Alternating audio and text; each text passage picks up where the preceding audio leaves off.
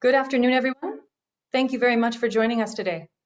Today, Windsor Mayor Drew Dilkens is joined by Windsor Police Chief Pam Mizuno and Windsor Fire and Rescue Services Chief Stephen Laforet to provide an update on the local response to the protest taking place along Huron Church Road within our city. In a moment, Mayor Dilkens will provide remarks. A Q&A session will follow. Welcome to our media members joining us in person and virtually. Those outlets joining us in person will be called upon one at a time at the end of the presentation. To the outlets joining via Zoom, please use the raise hand function to queue for a question in the Q&A, and you will be called on then, and your microphone will be enabled. Thank you for your attendance and participation today. I'll turn things over to Mayor Dilkens to start us off now. Please go ahead, Your Worship. Well, thank you very much, Dana, and good afternoon, everyone. As you are aware, over the past 48 hours, the Ambassador Bridge has been impacted by protesters in a manner very similar to what has transpired on Parliament Hill.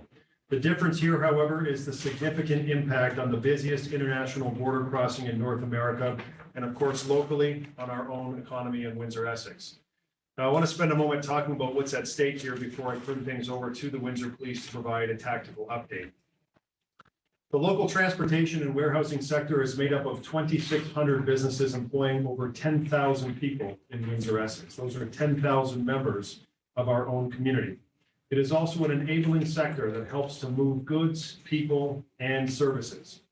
The Windsor-Detroit Trade Corridor is one of the busiest commercial border crossings in the world. It is estimated that more than $450 million in goods crosses the Windsor-Detroit border each and every day, representing 1/3 of all surface trade between Canada and the United States.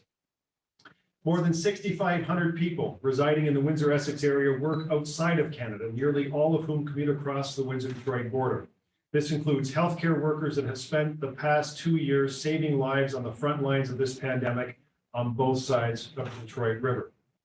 Windsor-Essex boasts an industry profile of more than 1,000 manufacturers, $4.5 billion in manufactured goods produced in annual GDP. That's 30% of the region's total GDP production. 90+ auto and parts manufacturers, and in excess of 2,500 machine, tool, and die and mold companies, which are all key components to the integrated global value chain. Windsor-Essex is home to the largest auto cluster in North America. Vehicle parts cross the border on average of 6 to 7 times before finished vehicles roll off the finish line. And 70 to 80% of Ontario's greenhouse produce is exported to the United States. There are over 3,200 acres of vegetable greenhouses in Ontario, with approximately 80% right here in Windsor-Essex. Ontario agriculture exports to the U.S. in 2016 totaled $684 million. Every hour this protest continues, our community hurts. Thousands of workers feed their families because of the commerce made possible at the Ambassador Bridge. Hundreds of local auto parts companies stay in business because of the movement of goods across the Ambassador Bridge. Our grocery store shelves are stocked with food because of the transport of food across the border. And I am very concerned about the lasting and permanent impact that this demonstration and protest will have on the region's economic competitiveness. Businesses require certainty. They require certainty of movement, with many operating, including our auto sector, on a just-in-time delivery model. If Canada becomes known as a difficult jurisdiction to do business with, to move goods in and out of, for example, then supply chains will evolve and reconfigure to remove this element of risk and avoid cities and communities like Windsor-Essex. These are issues that need to be considered as we seek to address the present situation. Closer to home, I'm concerned about the health, I'm concerned about the safety of our local residents. And to date, these demonstrations and this protest have been by and large peaceful and without incident. And I want to commend the men and women of the Windsor Police Service for all that they have done to de-escalate where required and to maintain security on site. In the past 24 hours, we have spoken with officials at both the provincial and federal governments. And here, we are formally requesting additional resources. While we are hopeful the situation can be resolved in the near term, we need to plan for a protracted protest and have requested additional personnel to be deployed to Windsor to support our hardworking members of the police service. We are striving to resolve this issue safely and peacefully. My office has already received numerous complaints and calls from local residents and business owners advocating for the demonstrators to be forcibly removed. And while it may be gratifying for some to see the forced removal of the demonstrators, such action may inflame the situation and certainly cause more folks to come here and add to the protest. And we don't want to risk additional conflict. It is important to remember that we cannot ask our police services to risk the safety of all involved. Even in these circumstances, police services must consider the consequences of all of their actions and ensure that the safety of the public, including the protesters, are not put at risk. Police actions must be calculated and appropriately balanced. And at this time, our focus is on maintaining security and de-escalating the situation as much as possible. But make no mistake, our community will not tolerate this level of disruption for long. In a democracy, everyone has the right to protest peacefully. It's part of what makes Canada great. But the economic and social harm that these protests are having here in Windsor, in Ottawa, and across Canada is quite significant. The resolution to this will require a whole of government approach, with leadership required from Ottawa and Queen's Park to bring down the temperature and resolve these protests peacefully.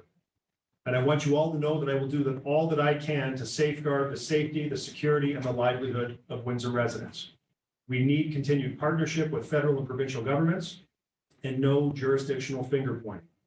At this time, I'd like to call to the podium Chief Pam Mizuno of the Windsor Police Service to provide us with a tactical update before we take your questions. Chief.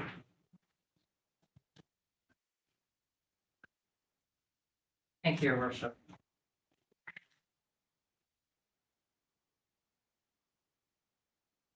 So I'm here this afternoon to provide an update on the most recent situation from Huron Church Road. As of this morning, there are approximately 50 to 75 vehicles in the area and approximately 100 protesters. The situation is very fluid and we are continually assessing. Northbound traffic on Huron Church Road from Tecumseh Road West is blocked off. Please control this intersection and at this time are not allowing any traffic flow. The Ambassador Bridge can be accessed from Wyandotte Street. Southbound traffic into Canada is shut down, and this includes the exit from the bridge and access south of College Avenue. We have one lane open southbound on Huron Church Road for emergency vehicle access. Demonstrators are not interfering with traffic traveling east or west on College Avenue or Tecumseh Road and are cooperating at this time to allow emergency response capabilities for the City of Windsor. To reiterate, east and westbound traffic on College Avenue and Tecumseh Road is open for vehicular traffic. I cannot comment on specifics in regards to our operational plan, but I can tell you that our goal is to open all lanes of traffic on Huron Church Road.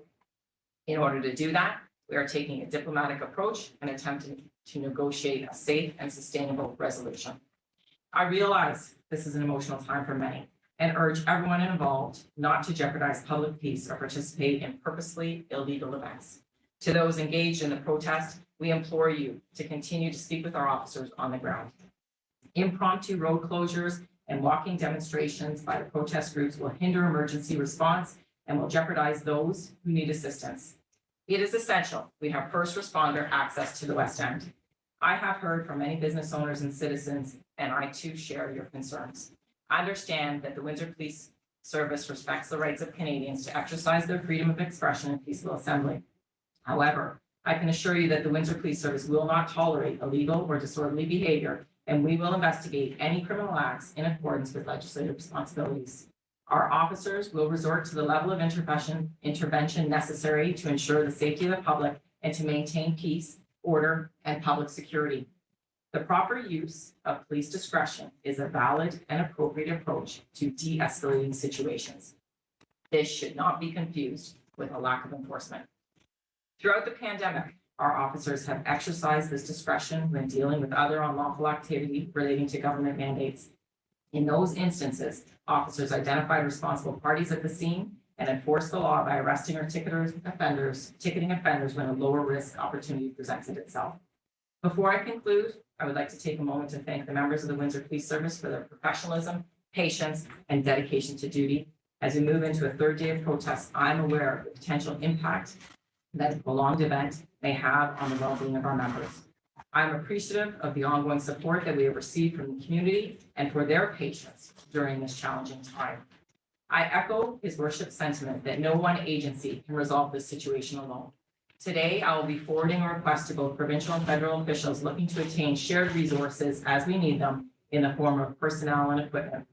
We rely on all levels of government to assist in resolving these protests peacefully and restoring calm to our city.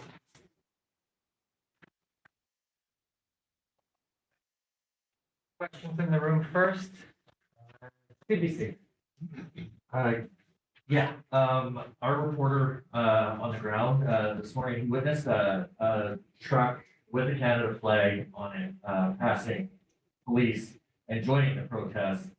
I realize you say you're taking a diplomatic approach here. Some people are also looking at it and saying that protesters are being handled with kid gloves. Can you address how does that back and forth go between you and protesters, and why would you be allowing the protest to grow? So officers on the ground continually assess the situation, and they make their decisions based on what's before them and how the situation unfolds. So I can't speak to that specific incident, but I can tell you that our officers out there, they're continually assessing and making those decisions based on what's happening before them. Okay, and you mentioned additional resources that are being asked for. That request hasn't gone out yet. It's something that's going out today. And if so, could you have asked for it in earlier days? Why is that request just going out now? Okay, so our resources, we are working with the resources that we have right now. And again, we're looking at the situation that we have, and we're planning for what's potentially to happen as we move forward.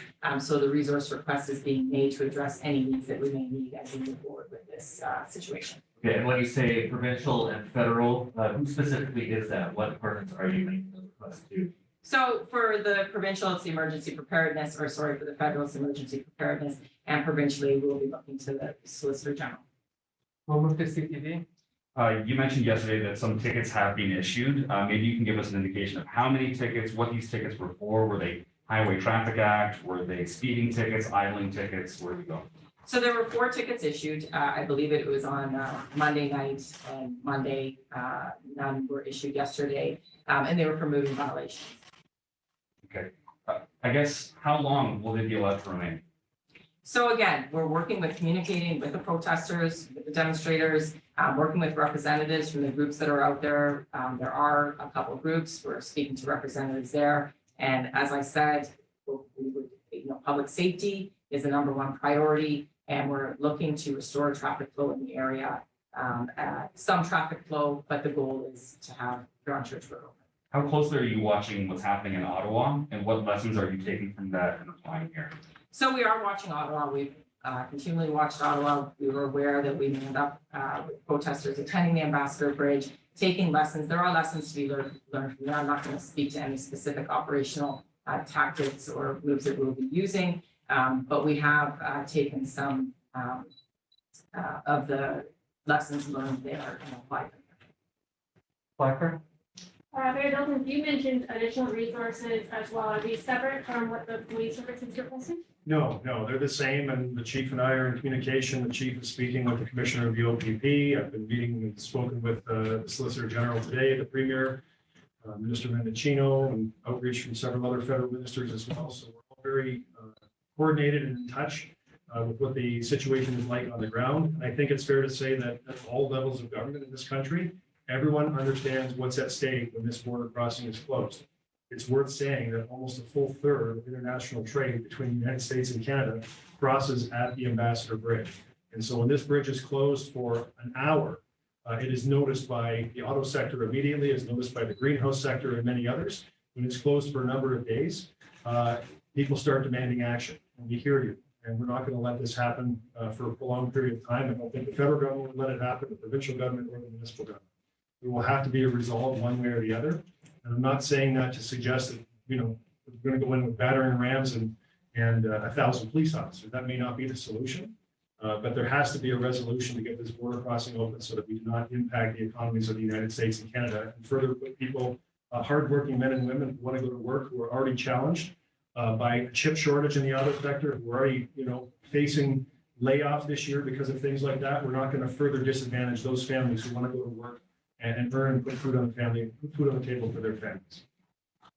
Second, third time, you're not gonna allow this to go on for days on end, so you're not putting out people on. So what is the solution? What is that for you?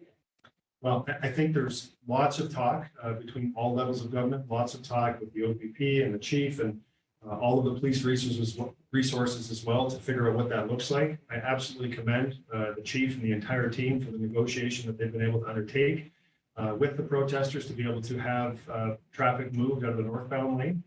So you can see that right now. But don't forget, you were dealing in many ways, at least here locally, you're dealing with a bit of a leaderless group. It's not like there's one person you can go to and try and find a resolution. There are pockets of people who are here.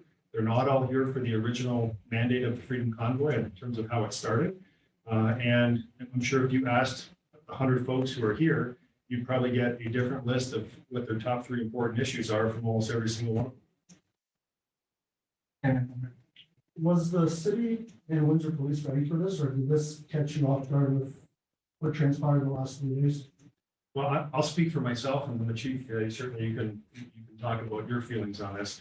I think it's fair to say every single person in Canada has watched what's happened in Ottawa and been a little surprised with the number of folks who've been able to sustain their presence there for that long of a time. We have a very high degree of knowledge about the importance of this particular border crossing and our place in the world with respect to international trade. And so the Freedom Convoy has been here since the start of the protests. They've done rolling protests through and down Huron Church. Last weekend, there were over 850 vehicles that did a peaceful rolling protest on the weekend. And trucks and traffic was still allowed to move to and from the Ambassador Bridge. And so at no time, are you ever aware of when they're all of a sudden just going to stop and put it in park in the middle of the road?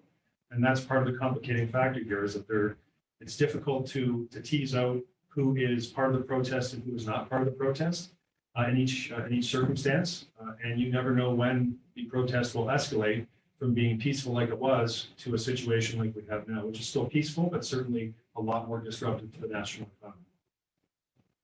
Any other questions in the room? Just to follow up on that, we had an indication that this was going to happen on that day at that time. There was some indication that this was going to happen. We were asking police about it that day before it occurred. Was there no indication? Did you know that this was going to happen? And if so, could you have prepared better for it? So we had an indication that this was going to happen, and we started preparing. Of course, we have partners provincially, we have intelligence information, and we were starting to prepare prior to Monday, and we took action when required in order to manage the situation as best we could. Sorry. Mayor Dilkens, you mentioned you've been hearing from residents, business owners with their complaints. I know it touched on here today, 100 people. Do you feel these 100 people are taking the city, the county, stateside, basically hostage? Listen, living in a democracy, I think it's fair to say we all appreciate one of the hallmarks of democracy in a country like Canada is that you have the ability to peacefully protest and share your opinion. That is a hallmark of our democracy. And that is okay. What is not okay is putting the livelihood of other families, other Canadians, and in this case, Americans as well, at risk. And that is precisely what's happening here. Is you have 100 people who are holding hostage part of our national economy. That is why this cannot be allowed to be sustained for any length of time. Action will have to be taken to reopen this bridge so the economy can continue to function. And certainly, if you could talk to these folks and get the top list, figure out who the leader was, that would be interesting. But if you can figure out what their list of issues are that you're trying to resolve, in some ways, my experience being here for almost 16 years, this brings me back to 10 years ago with the Occupy Wall Street movement, where it was about the 99% versus the 1%, and it was a leaderless movement, and no one knew how that would end. What was their ultimate goal? And in some cases here, it's the same way forward. And the same situation. So the way forward, I think it's right for all levels of government to examine the rules and restrictions that are in place. Let's see whether they're all still appropriate. You see what's happening in Saskatchewan and Alberta. And I think, everyone should be looking at what those rules and restrictions are and figuring out what the path looks forward like, not just on the COVID front, but also making sure that we're doing what's right by all Canadians which is getting this border crossing open so business can continue. How much is this costing you in overtime? At this time, I don't have any exact figures, but as you could imagine, the cost will be significant. Into the hundreds of thousands, millions? Again, I don't have exact figures. I can't estimate that. But again, we have officers 24/7 in the area, and bringing additional officers in just to maintain some of the traffic points that we have in place right now. Ambassador Bridge sent out a statement yesterday. Have you talked to your counterparts in Michigan and Detroit?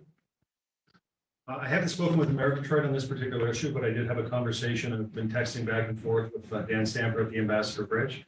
And so he's appreciative. He's expressed his appreciation for the work of Chief Mizuno and the Windsor Police Service. He understands that this is a complex issue and one that is not easily resolved. But of course, his hope is like our hope. We have a shared goal with the Ambassador Bridge in this regard is to get the bridge open and get traffic flowing once again. Okay, we're gonna move online. Just give Dana an opportunity to moderate the questions that are appearing through the Zoom portal and our virtual participants. Just for Police Chief and the Mayor, if you could address the television set and the camera directly above it. Thanks very much, Andrew. Our first question comes from Adrian Gobriel, City TV. Adrian, please go ahead. Hi, good afternoon. Question, we'll start perhaps with the chief of police, if that's okay. When it comes to, you see that you were starting to prepare, that you had intel that was, that was leading you to believe that a protest such as this was coming. If you were prepared, then how did you let a group of truckers block the most important vital shipping routes for the U.S. and Canada? So again, our preparations take into consideration many different things, which includes, we had rolling blocks through the city where 2 lanes were blocked, but traffic remained open for that northbound traffic. And again, as his worship had said earlier, actions by the police cause reactions, and that has to be taken into consideration as we prepare for this event.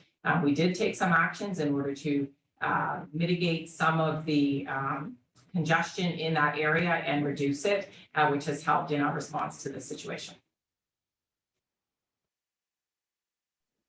Follow up? As you both stated, the blockade of the Ambassador Bridge has provincial, national, and international implications. With that being said, what has led you to believe from the situation that has been unfolding in Ottawa and other protests across the country that these protesters are actually willing to speak with authorities and come to a resolution and move on? So we have had ongoing discussions from the start of the protest with representatives from the different groups that are in the area. So those discussions are ongoing, which has led to opening of the northbound lanes for a period of time, and we now have control of those northbound lanes leading to the bridge. Thank you. Next question comes from Eric Atkins at the Globe and Mail. Eric, please go ahead. Can you hear me? Yes.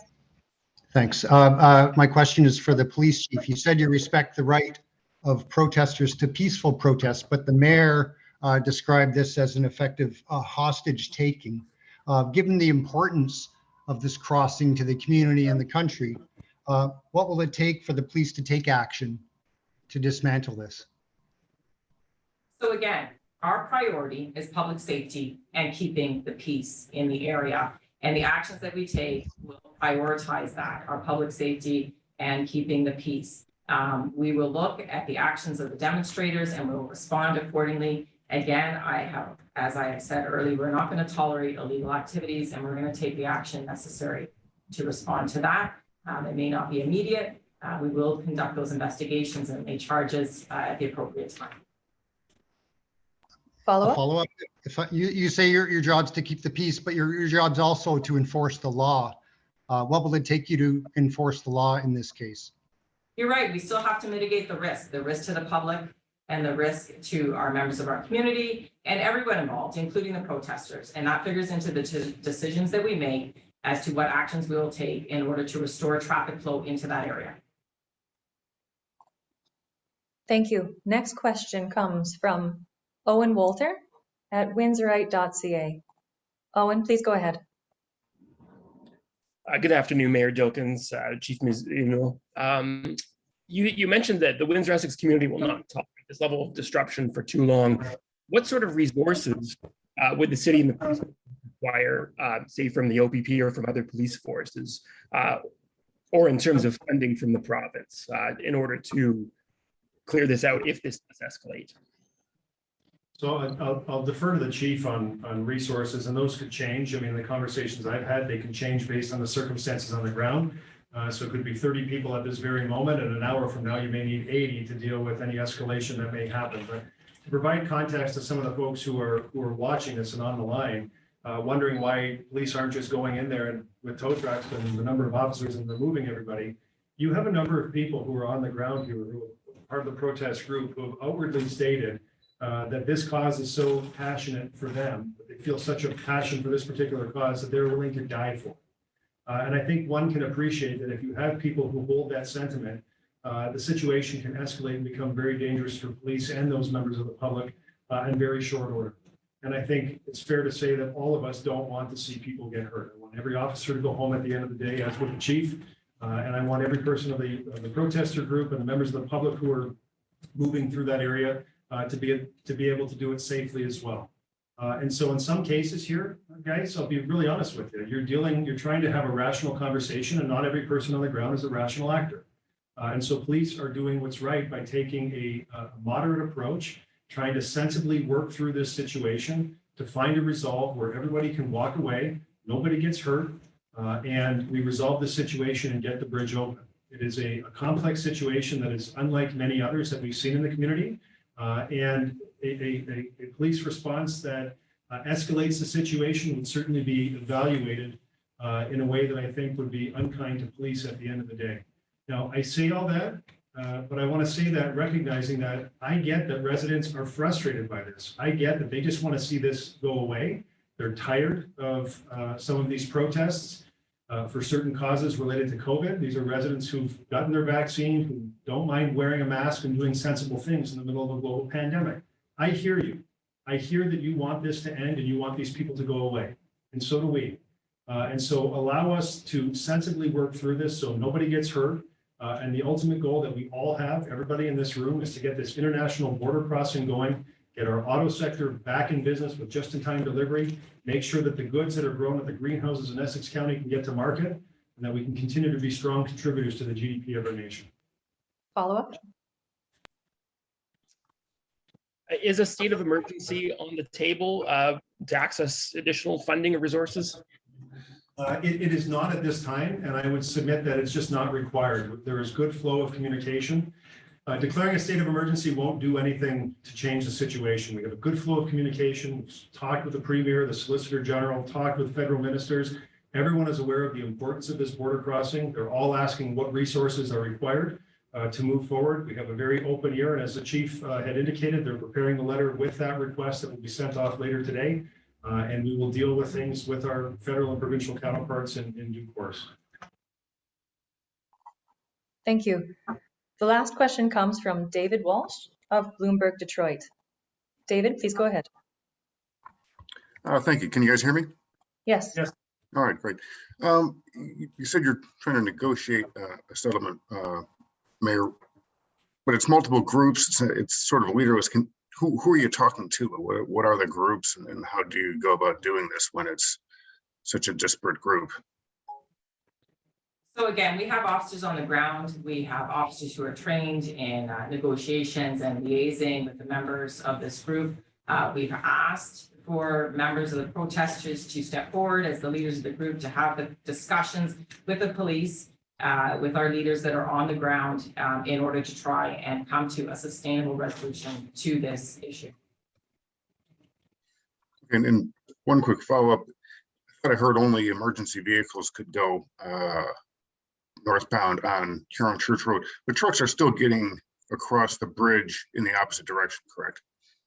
So there is, trucks are able to access the bridge from Wyandotte Street Southbound traffic coming off the bridge is stopped. There's just one southbound lane open, and that's for emergency vehicle access. Any further questions from the room? Anybody in the room here? Dana, we're seeing none here in the room. Thank you. I'll turn it over to Mayor Dilkens for any closing remarks. That's it. Thank you very much for being here, and we'll hold future press conferences as appropriate. Thank you very much.